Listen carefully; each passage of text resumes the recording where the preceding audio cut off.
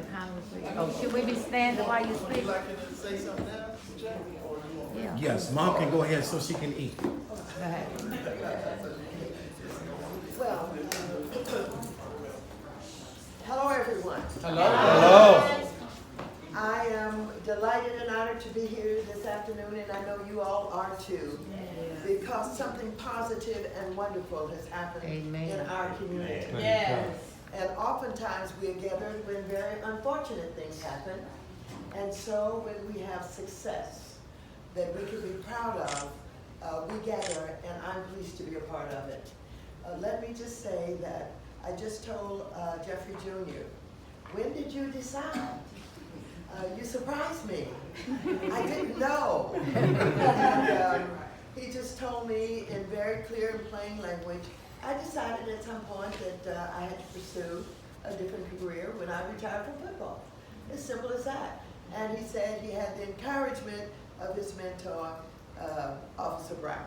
All right. Thank you. Thank you. That's what we need. We need more mentors. Yes. But let me just say this. You know, the criminal justice system is a system that starts right at the community level with police officers who are deciding whether or not to make an arrest, whether or not to apprehend, or whether or not to show up in court to say what they encountered and help send somebody off to maybe where they ought to be. But what has happened to us traditionally is we have not had enough people in the criminal justice system, starting at the police level, all the way up through the Supreme Court, so that we could get justice. That's right. And so oftentimes we have complained, and we complain that we don't like what somebody has done, whether it's a police officer, or whether it's a city attorney, a district attorney, or whether it's a judge at any level of the court system. But we can complain, but we're not in it because we don't go for it. We don't aspire to those careers. If we're ever to get the kind of justice that we deserve, we have to have people in the system at every level.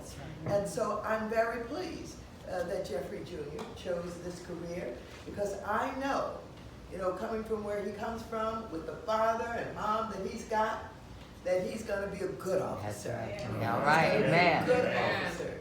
And he knows the difference between the bad boys and the good boys. That's right. The bad girls and the good girls. Yeah. And so there are people who are oftentimes policing our streets that don't know the difference, can't That's tell right. the difference, Right. even when they encounter our young people. But isn't it wonderful to have someone that you can count on who understands the community? Yes. Isn't that? I don't know where he's going to be assigned, but I hope he's here in our neighborhoods. I don't know, and I'm not gonna get into that. I don't want to bring anything bad on you. They might end up sending you to Orange County somewhere. So I'm just very pleased, and I'm very honored. And so I came today to say to Jeffrey Sr., to Mom, thank you for the investment that you've made in your son, the investment of fatherhood and motherhood that helped him to evolve and to become the young man that he is, understanding that he can do and be whatever he wants to do and be. He's chosen a career that is honorable, a career that can not only give him great satisfaction, but can be very satisfying to the entire community. Amen. So I'm delighted about that, but I worried a little bit that with him having the uniform, he might forget about some of his old friends and his old aunts and uncles. And so I decided I would bring him something so that when he's not in uniform, he'll just remember that he's a part of the Congress of the United States.